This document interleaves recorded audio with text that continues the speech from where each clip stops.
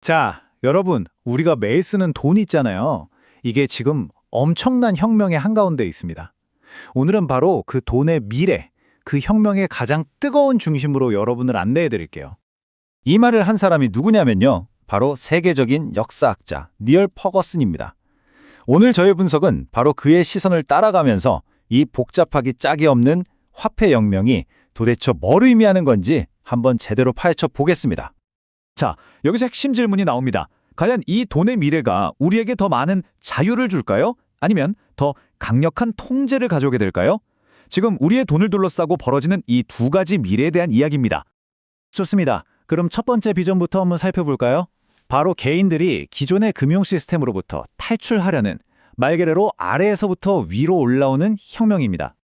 벤처 투자자인 나발 라비칸트의 이 말 한마디가 이 움직임의 핵심을 그냥 정확하게 짚어내죠. 비트코인이 국가의 중앙은행으로부터의 탈출이라면 디파이, 즉 탈중앙화 금융은 월스트리트 같은 거대 금융기관들로부터 벗어나려는 시도라는 겁니다. 와, 여기에 앨런 패링턴이 던지는 이 비유는 정말 기가 막힙니다. 옛날 로마 제국이라는 낡은 시스템에 비해서 베니스가 완전히 새로운 경제 운영 체제였던 것처럼 비트코인도 그렇다는 거예요. 정말 흥미로운 관점이죠? 자, 이 그림을 보시면 두 비전의 충돌이 확 들어오죠. 왼쪽은 개인들로부터 시작하는 아래에서 위로 올라가는 네트워크의 힘이고요.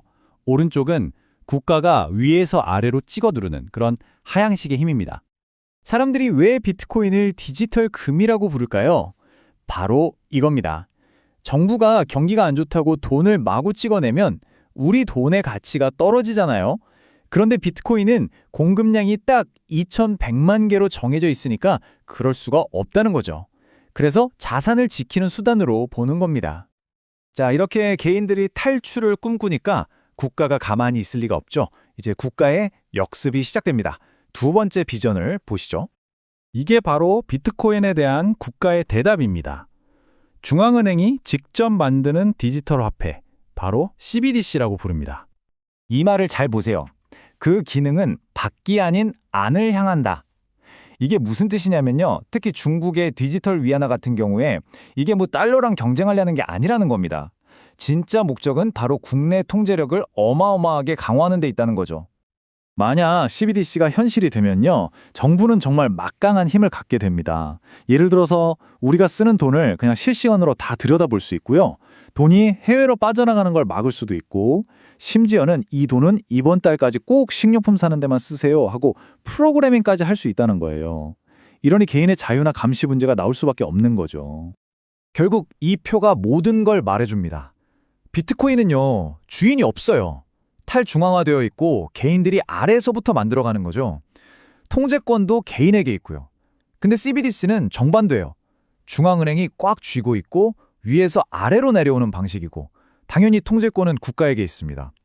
정말 완전히 다른 두 개의 세상의 셈이죠.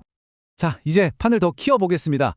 니얼 퍼거슨이 던지는 궁극의 스트레스 테스트인데요. 만약에 3차 세계대전 같은 끔찍한 일이 벌어진다면 이 자산들은 과연 어떻게 될까요? 퍼거슨은 이렇게 봅니다. 큰 전쟁이 나면요. 분명히 사이버 전쟁이 같이 터질 거다. 그럼 인터넷이 먹통이 될 수 있잖아요? 이러면 비트코인한텐 정말 치명적이죠. 반면에 실물 금은 어때요? 인터넷이랑 상관없죠. 하지만 정부가 와서 자, 다 내놓으세요 하면 그냥 뺏길 수 있는 위험이 있어요. 보시다시피 완벽한 건 없는 겁니다. 자, 그래서 퍼거슨의 결론이 뭘까요? 이게 정말 흥미롭습니다. 역사를 제대로 공부한 똑똑한 사람이라면 어느 한쪽에 올인하지 않을 거다. 분명히 둘 다 원할 것이다. 바로 이겁니다. 결국 핵심은 분산이라는 거죠. 좋습니다. 그럼 이제 결론으로 가보죠. 이 복잡하고 새로운 돈의 세계에서 퍼거슨은 우리에게 어떤 현실적인 조언을 해줄까요?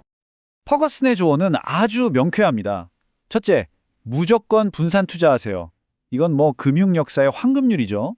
둘째, 포트폴리오에 새로운 자산을 추가하라는 겁니다. 암호화폐를 아주 훌륭한 새로운 분산 투자처로 보는 거예요. 하지만 셋째, 아주 신중해야 합니다. 예를 들어 전체 자산의 1%는 금, 1%는 비트코인 이런 식으로요. 암호화폐에 100% 몰빵하는 건 절대 안 된다고 경고합니다. 자, 그런데 여기서 정말 재밌는 반전이 하나 있습니다. 다들 이제 현금 없는 사회가 온다고 하잖아요. 그런데 놀랍게도 시중에 돌아다니는 실제 지폐의 양은 오히려 늘고 있다는 사실. 이 그래프를 보세요. 이 혁명이 정말 한마디로 정의하기 어려운 아주 복잡한 현상이라는 걸 보여주는 거죠. 결국 이 거대한 혁명 앞에서 우리는 어떤 미래를 선택하게 될까요? 개인의 자유를 향한 탈출의 미래일까요? 아니면 국가의 효율성을 위한 통제의 미래일까요? 어쩌면 그 선택은 바로 지금 이 순간 우리 모두의 손에 달려 있는지도 모르겠습니다.